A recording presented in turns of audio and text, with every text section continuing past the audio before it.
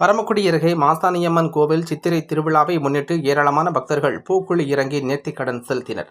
ராமநாதபுரம் மாவட்டம் பரமக்குடி அருகே உள்ள அரியக்குடி புத்தூர் கிராமத்தில் மாசாணியம்மன் கோவில் சித்திரை திருவிழாவை கடந்த வாரம் காப்பு கட்டுதலுடன் தொடங்கியது. திருவிழாவின் முக்கிய நிகழ்ச்சியாக பூக்குழி திருவிழா நடைபெற்றது.